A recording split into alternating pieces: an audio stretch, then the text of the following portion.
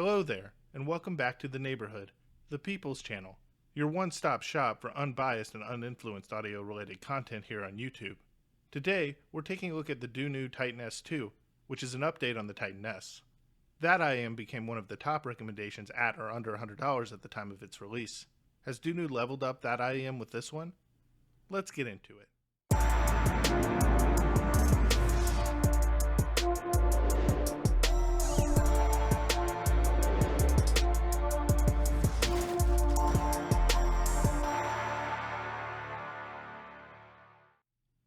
The Titan S2 uses a dual-chamber, dual-magnetic circuit high-performance dynamic driver from Dunu. In other words, it's a simple single dynamic, with a composite diaphragm. They claim lightning-fast transients and seamlessly precise musical reproduction across all conditions. But more on that when we get to the sound. There's a lot of marketing going on here, but I do like the construction and the thoughtfulness that Dunu has put into the build and package here. It definitely looks like an upgrade from the Titan S as well. The chrome-plated metal shell looks nice and shiny, and the red accents on the faceplate and the nozzle really pop. The weight here is pretty light for a full metal shell, and there's absolutely no sag in my ear because of its limited heft and relatively small footprint. There's kind of a point at the back of the IM itself, but it fits within my average-sized ears without touching my anti-helix, and it's very comfortable to wear overall.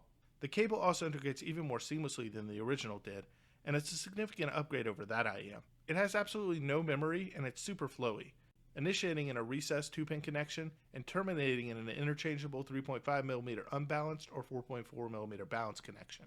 I would have liked to have seen a 2.5mm balanced termination included as well, but given the price of this IM and everything else that was included, I don't suppose I really blame Dunu for this omission.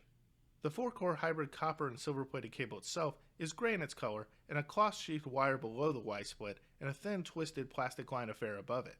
I really like the cable here, and it feels very high quality for an IM that comes in a package that costs less than $100.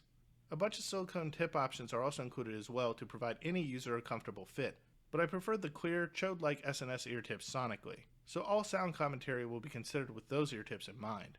The reason that I preferred these ear tips is that the sound opened up and breathed a bit more with the SNS ear tips, and the Titan S2 was its most resolving and detailed with this ear tip affixed. But again, more on that when we get to the sound. A plastic cable clip and carrying case are also included. I really like the blue purse-like carrying case that came with the original Titan S, and I still use that with other sets that I'm carrying on the fly. The zipper-sealed carrying case that comes with this IM, though, is a bit too traditional looking and bulky for me to use the S2 carrying case in this way. But I do suppose this new carrying case is a bit more hard shell and protective for those that have the room for it and don't mind the aesthetic shift. The Dunu Titan S2's sound is slightly thickened in its overall note weight, but mostly neutral tuned and reference sounding. The bass is rather light in its reproduction, especially in the sub-bass, and its impact is heard more than it's felt. Dynamics are ultimately somewhat limited in a single dynamic-driven IEM, but pleasant and engaging enough, I suppose. The mid-range is smooth and detailed, but global resolution, although price appropriate, is not groundbreaking. There's a rich and mildly luscious quality to the mids overall, with a mild upper mid-range forward character that surprisingly never becomes harsh, sibilant, or aggressive to my ears. Brilliance and air are lacking post 6K, however, limiting micro detail and transients and killing any sense of sparkle. The treble extension doesn't feel shunted or anything like that, it just isn't very expressive from the later regions of the frequency response. Its imperfect treble in combination with its limited separation and moderate resolve hold the Titan S2 back from being priced higher in my opinion. The soundstage also isn't as open sounding or as wide as the original either, but both depth and dimension of the sound have been enhanced in this latest iteration. Vocal reproduction is also improved, and the odd vocal embellishments that were present in the delivery of the Titan S have been eliminated with the S2. Vocals are well isolated in the middle and presented slightly forward without dominating the mix or becoming overly intimate sounding. In summary, for less than $80, there's a lot to like about the Titan S2.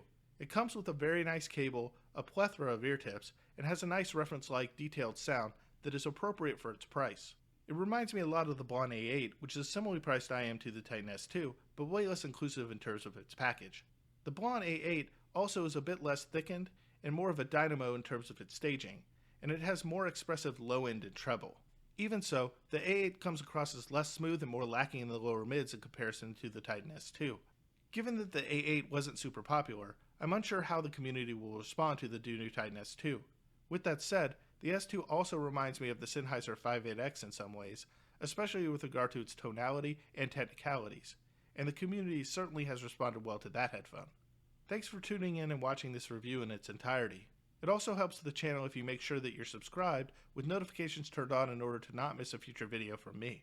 You can also check out the channel at Instagram, X, www.intoitreviews.com, or join the Discord. And with that, I'm out for now.